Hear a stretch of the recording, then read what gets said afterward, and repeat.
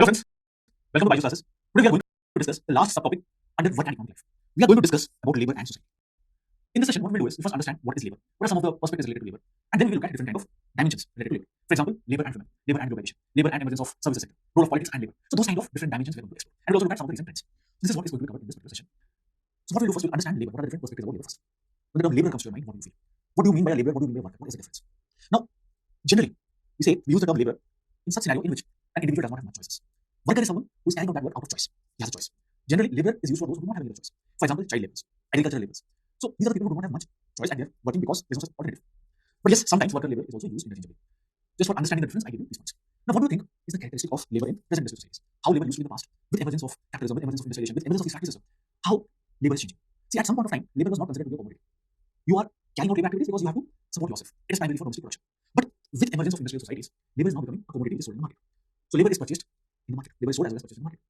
You are carrying out labor not only for domestic production but for other purposes as well. Another thing also you observe here is labor is now becoming extremely divided, high division of labor. So you handle a part of the activity, someone else will handle some other activity. There is specialization and there is high division of labor. So with industrial society, there are some changes in the labor. With industrial societies, emergence of industrial societies, you observe these other changes. Now what we will do is we look at some of the different perspectives about labor. What does Marx say about labor? Now Karl Marx was of the view that it is only human beings who are able to carry out labor. Now he feels that with the help of labor, you are basically giving shape to whatever is there in the imagination. You are imagining something. And with the help of labor is that medium through which your ideas, your imagination is basically getting converted into a product. So objectification of purpose is taking place. You have some idea, you have some imagination, that is your purpose. Now it is getting a particular form, it is getting objectified. So labor is that medium through which objectification of purpose takes place. He says that labor means all productive actions which transform the material aspects of nature. Nature is getting transformed with the help of labor. Through labor, man satisfies his own needs. Whatever is required, he is able to produce through it with the help of labor. He needs food, he grows crops, and he is able to satisfy himself. But labor also creates new kind of needs. It can also lead to creation of new needs. Labor is a social activity. People come together and they carry out labor. And in this process, the individual as well as the society both get transformed. Individual gets transformed by the process of labor demands are being met. At the same time, the society is also getting changed. Just remember how he talked about the means of production, the relationship of production. So over a period of time, the society also gets changed because of labor. But he feels that in capitalist society, man is forced to sell labor. In the previous societies, he might not force to sell labor, but in capitalist societies, he is forced to sell labor. Labor becomes a commodity. So this is what Marx feels about labor. And he also talks about labor, but he has a very metaphysical view. He talks about mental labor. He's not talking about the physical labor, but the mental aspect of labor. Harry Beverman, he says that because of automation, because of Fordism, descaling of labor is taking place. Now, what do you mean by Fordism? Fordism refers to the methods which are pioneered by Henry Ford, and these methods are applicable to mechanized industries, specifically for mass production. So everything, so you are using machines, you are using different automated processes. So when you are doing all these things, laborers, they become descaled. They handle only a part of the job. They are just part of some production activity. They are not handling the entire thing. So they will do the same thing again and again, and they are not doing anything else. So over a period of time, whatever skills they had, they will forget. What only thing they are doing, they will do that. And since they are doing just that part of it, only a very small part of the entire production, they will always be dependent on the firm which they are working, or they will be entirely dependent on the capitalist system. So Harry Beverman is saying that because of Fordism, because of automation, laborers are getting descaled, and they are becoming more and more dependent on the firms, on the capitalist system. Michael Blowick has a different opinion. Michael Blowick feels that laborers are not always in a disadvantaged position. In fact, over a period of time, you observe that labor unions are formed. And since labor unions are there, labor unions are also mechanisms by which laborers they can assert their rights. It also gives some bargaining power to the laborers, the workers. Now, because of these labor unions, the laborers are no longer under coercion. The management cannot work in arbitrary manners. The powers of the management is checked. So Michael Blowick feels that laborers are not always in disadvantaged positions, and many times they're willing to put up the hard work. What is Durkheim's view when it comes to labor? Durkheim feels that division of labor is something which is bound to happen. It is part of the evolutionary process. And he feels that because of division of labor, the society can remain integrated. In an industrial society, there is a requirement of specialization. People are specialized. Now, if people are getting specialized, mechanical solidarity will be less because everyone is different now. In an industrial society, people are different. So mechanical solidarity is definitely going to become weaker. But what will become more relevant is organic solidarity. Now, everyone is specialized, everyone is handling a particular part of activity. There is high division of labor. So you are just handling a partial role. So because you are performing a partial role in the production process, you are not dependent on another. Because of this interdependence, there will be organic solidarity which will keep the society better. So Durkheim feels that division of labor is part of evolution, and division of labor will lead to organic solidarity. What are some features of labor in a modern society? Already we have discussed a couple of things. In a modern society, labor becomes a commodity which is sold, purchased in the market. Labor is no longer for your own purpose, for your own domestic production purpose. You are selling it in the market. One of the characteristic features of labor in modern industrial society is there is high division of labor. Labor gets divided. You only handle a part of the production process. You only handle a specific activity, and you get specialized in that. High division of labor becomes very, very important when it comes to mass production. The examples that we have already seen, how it is prove that because of division of labor, how you can increase the production exponentially. Apart from that, labor becomes more standardized. Processes are predefined and it's less flexible. You have to handle this particular part. You have to do it. Not much flexibility is there for the work. Everything is standardized. Everything is predefined. Processes already you know this is the process and you handle this part of the process. So all these things are features of modern societies. But in recent times, things are also changing. We are saying that we are moving towards post-Fordism. Fordism, it refers to methods pioneered by Henry Ford, very suitable for mass production. This is the mechanized industry. But it is now said that we are shifting towards post-Fordism. Now, what is post-Fordism? You are now focusing on customized production. There is more flexibility for the worker. There are now different kinds of work. Work is now more differentiated. So you are basically meeting the requirements of specific consumers. Previously, we are going for mass production, same kind of thing, and mass you are producing. Assembly lines will be there. But now, customized production on the basis of specific requirements of the production. So in such a scenario, there will be greater flexibility. You will be handling different activities. Work is also very differentiated. So this is a new trend when it comes to labor. Now, what we will do is we look at the relationship between women and workforce. So what is the relation between women and workforce? For a large amount of time during the traditional period, household work and the work that is carried out outside, productive work, there was not much difference. Household activity was considered equally important as other productive activities that are carried outside the household. So household related decisions, economic decisions, there was no such segregation. They were more or less equally important. And women had almost equal say. Women might have a very significant say in the household activities. So productive activities, household decisions, economic decisions, they were not much different. But over a period of time, these things are changing. And okay, points out that with emergence of industrialization, things are changing. With emergence of industrialization, workplace and household now they're getting separated. So industries, factories are now recruiting workers.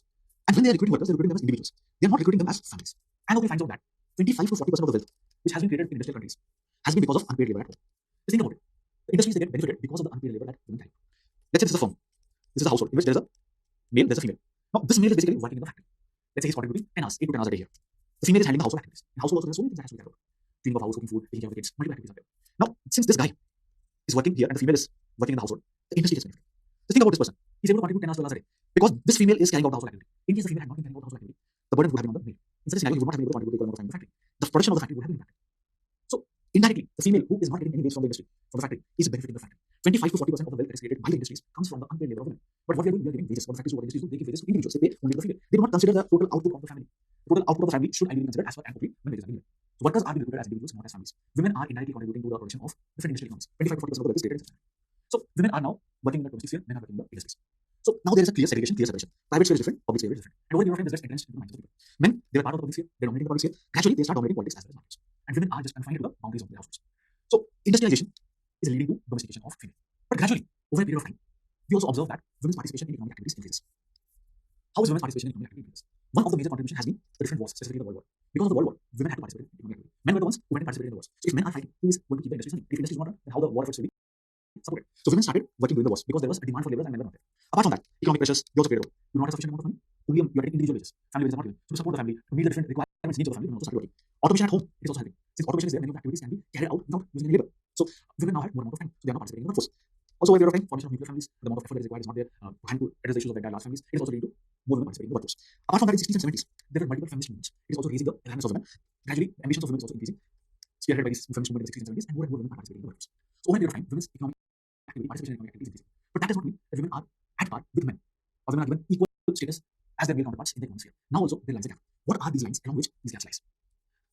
So what are the different dimensions of inequalities at work? The most important dimension here is the occupational segregation. You will find women in certain occupations. That is the meaning of occupational segregation. Now, when I say occupational segregation, it is of two types: vertical segregation and horizontal segregation. Vertical segregation means women will be given those jobs which do not have sufficient authority. It is vertical segregation, not much power, they do not have much under their control. Women will be able to do certain jobs. Apart from that, there is horizontal segregation. You have identified certain kind of jobs. You feel that these kind of jobs should be carried out only by females. These jobs are considered to be feminine. For example, the job of a nurse. So in case of India, most of the times a nurse will be a female. A nurse can also be male. In other advanced economies, in developed countries, we find male nurses as well. But in case of India, very few places will have male nurses. So sex role stereotyping is there.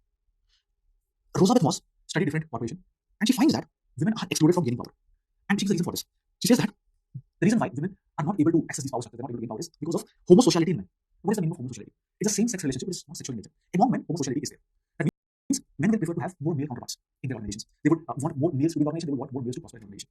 So men will prefer to have more males. Males will prefer to have more males. So this is called homosociality. So they would not prefer to have a female member in their team, or they would not want more female. If let's say males are at the top of the hierarchy, they would not want more females to rise up the hierarchy. They would rather want to have more males. The role culture that is. So because of homosociality of men, you will find more males who are in the powerful positions in the corporate hierarchy, different organizations, as per Rosa Moss. Also, there is concentration of women in part-time work. Generally, in part-time work, you have more flexibility. If you're a full-time employee, the more flexibility you have. Part-time employees generally have more flexibility. So, many women who prefer to have work-life balance will take up part-time work. But the problem here is, if you're going for part-time work, your wages they will not be that good. Generally, the wages will be low. Job insecurity can be there, and you might not advance in your careers. So these challenges are associated with part-time work. Also, there is a gender pay gap. For the same amount of work, women are paid much lower than their male counterparts. In fact, in case of India also, every year, Monster Jobs comes up with a report which is called as the salary index report. That report also points out that the gap between male employees and female employees can be as high as 20%, and these differentials, wage differentials, exist across sectors, not only specific to one of the sectors. When it comes to domestic work, there also you will not find egalitarianism. That means men and women, they do not equally share the work. Primarily, it is the women who carry out the work, but over a period of time, there is a move towards egalitarianism. Men are also participating in household activities, but it is not completely egalitarian. Not fully egalitarian, there is a move towards egalitarian. When it comes to different kind of decisions, now we observe that women are taking more number of decisions, more number of decisions, but the kind of decisions they take, generally they're less significant. The more significant decisions, larger decisions, these decisions are taken by men. So trend towards egalitarianism is there, but it is not fully egalitarian. So this is about women and labor, gender and labor. Now what we will do is look at some other dimension. How globalization has impacted labor.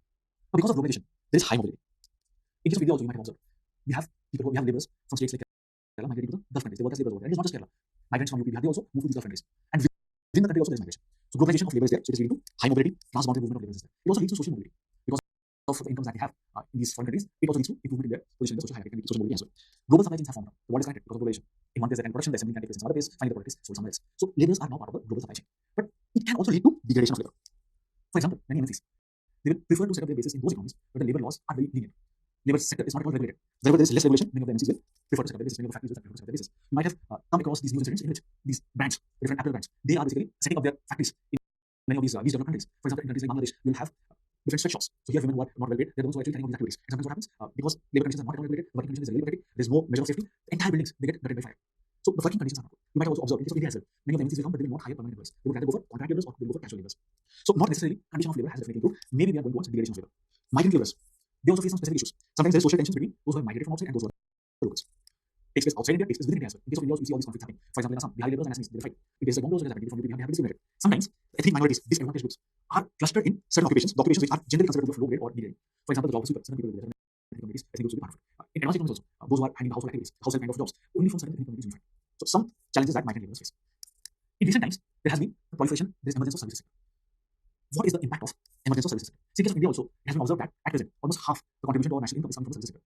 The contribution of manufacturing is limited, contribution of services is very high. So with the emergence and proliferation of services sector, what are some of the implications? Labor, the labor that used to be carried out in factories. Physical labor, it is no longer the only labor. Now there can be other kinds of labor that is required in services sector. And some thinkers have also studied this sector in detail. For example, R.V. Hochschild has studied it in details. And Hochschild's study was on Delta Airlines.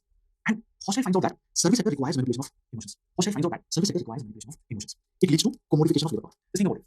In any airline, you find an air hostess. What kind of labor she has to carry out? She has to always put up a bright smile. She has to interact properly with the people over there, the passengers. Even if things are not going very good at her home, she might have some issues. But she always has to put up a brave face. She has to always smile. She has to interact with people. Just to think about a particular hotel manager, a receptionist. They also have to handle it in a very polite manner, even if they are having multiple issues at their home. They might have some personal issues. So what is happening in this case? Basically, your personality is being positionized. Positionization of personality is taking place. Commodification of labor power is taking place. So with emergence of service sector, other kind of issues can also be there. You're also getting alienated in this process. You are someone else when you're working. You are trying to mask off whatever challenges you're facing. So this is the study by R.V. Hochschild. But one thing, because of service sector, trade union movement, it has also declined. Those who are in the factories, number of people in the factories is gradually declining. People are moving to the service sector, and there is a gradual decline in the trade union movement. Now, next thing we'll see is the linkage between politics and labor. How politics and labor they are connected. Now, what is politics? Politics means you are able to access power. Politics is a mechanism by which you can access power. What is the role of politics when it comes to labor? Now, those who are in power, those who are part of the politics, they can regulate the terms and conditions of work. They have power with them by which they can regulate wages, they can regulate the different benefits that workers get, they can create mechanisms by which workers can work in safe environment. So politics plays a very important role. But when it comes to these kind of roles, these kind of activities, view related to politics and labor, different thinkers, different schools of thoughts are here. Some people, those who believe in free markets, let's say Freire thinkers, they feel that state should not have any involvement here. It should not play any role in regulating these spaces. Whatever is going on should go. Market forces are the best forces. They are the ones who decide. The invisible hand of the market will decide everything. So state should not have any intervening role. This was the case in capitalism, engineering was. People used to work in industries. Men, women, children, everyone is working over there, and the condition of work was very bad. You're working every day, all days of the week, and there's no such a cap on the number of hours you work. There's no safe environment. People are dying. People are getting injured. So those who believe in free markets, complete free markets, they feel state should not have any role. Socialists, on the other hand, they feel that there should be strict regulation. At least this kind of work environment should be there. This should be the minimum wages. You should provide this kind of social security. Social democrats, they feel that some minimum rules should be there. Employers have to conform to these minimum rules when it comes to labor. This much amount of thing has to be ensured. But over a period of time, we observe that the bargaining power of workers, it has been reduced. Initially, it might have been strong. The trade union movements used to be there. It was very strong. But over a period of time, it is now reducing. One of the reasons I told you, because service sector, it has become more predominant now. So many people are joining service sector, and traditional laborers, they do not have sufficient bargaining power. Apart from this, flexible production is happening now. The supply chains, they have been divided. Labor laws, they have also become liberal. They also take into consideration the requirement of workers. Work from home and other facilities, they are also emerging nowadays. Apart from this, global competition, intense global competition. So ensuring all the benefits of work also becomes very difficult. So because of all these things, over a period of time, bargaining power of trade unions has also reduced. So this is about politics and labor. So till now, we discussed some of the dimensions of labor. We understood what the dimensions between gender and labor, globalization and labor, some of the recent challenges, politics and labor. Now, what we do is we look at some recent trends in the occupational structures. In recent times, white collar jobs, they are becoming more predominant. Beginning of the 20th century, blue collar jobs, they predominated. But now it is the white collar work, the service sector, which is predominant. So from blue collars to white collar, that has been the change. Gradually, there has been a growth of the knowledge now. Ideas, information, forms of knowledge, they have become more and more important. Majority is not engaged in physical production of goods, but the majority is engaged in providing different kinds of services. Designing, development, technology, marketing, sale, majority is involved in these kind of activities, not involved in direct production of goods. Multi-skilling is now becoming more important. You should have different kinds of skills. Skills are now assets. Specialization is an asset. You should be able to apply your skills in different contexts. So just acquiring skills is not important. New kind of context can come up. The economy is extremely dynamic now. New kind of problems can emerge. So whether you are able to use the skills that you have in the new context, that is relevant. You might have skills, but if you're not able to apply it, it's of no use. So applicability or ability to apply skills in new contexts, that is important. Many organizations, they will focus on training on the job. They're not taking those people who already have skills, but they will prefer to take those people who are capable enough to develop new skills. They might take non-specialists, but they know that this person can pick up any skill. So that is also there. You will learn on the job. Home working has also come up. Many of the organizations now trust their employees. They feel that this employee, even if he does not come to the workplace, can carry out activity from his own home. So work from home facilities in many of the organizations. Good organizations, service organizations, they will go for it. IT and services. Many organizations have this thing. In fact, you might also be working in some of those organizations where work from home facilities will be there. Apart from that, a very important change that has come up is previously we had career for life workers. Now we are having portfolio workers. There's a shift. What is the meaning of career for life workers? A person joins a particular factory organization and he stays within that organization throughout his life. His entire career is spent in that organization. But now it's not the same. People are actually developing a portfolio. They will have some skills, they will contribute to the organization, and then they will move. They will transfer the organization. So workers are now developing their own portfolio. They have their own skill portfolio. They're not specialized in only one task. They specialize in multiple tasks. And they keep on switching from one form to another. So portfolio worker is that worker who works for his own portfolio, skips to new jobs. Not specialized in only one thing, can be specialized in multiple things. But this is also giving flexibility to the capitalist as well. The capitalist also gets the benefit of hiring and firing. If this particular skill is not there among the worker, they can fire someone and get a new worker who is specialized in that. So a portfolio worker also is at a benefit because he is developing his or her own portfolio. Moves from one place to another, specialize in multiple things. Capitalists also get the benefit of specializations. So career for life workers, from that we are shifting towards portfolio workers. Workers who are developing skill portfolio. We are trying to get as many skills as possible. One place where you have some experience, you develop some skills. Then after that, when you realize that your skills are not going to improve, working over here, you will move to some other firm, they will work something. You will work on some other thing, you will develop some other skill. So you are basically developing your own portfolio. This is another change that we have observed. So these are certain trends in the occupation structure in recent times. With this, we're going to end the session on labor and society. So in this session, we understood what is the meaning of labor, how laborers and workers can have some differences. The definition can be little different. We also understood what are some of the perspectives of different thinkers, what Marx, Durkheim, Hegel think about labor. We also looked at certain dimensions of labor in modern industrial society, how it has changed, how labor was before modern industrial society and how it is right now. What are some of the dimensions between gender and labor, globalization and labor? And finally, we looked at some of the current trends in this sector. So this is about labor and society. Can be important topic for both sociology as well as sometimes you might get these kind of questions in the paper 1 or 2. With this, we will end the session. Thank you.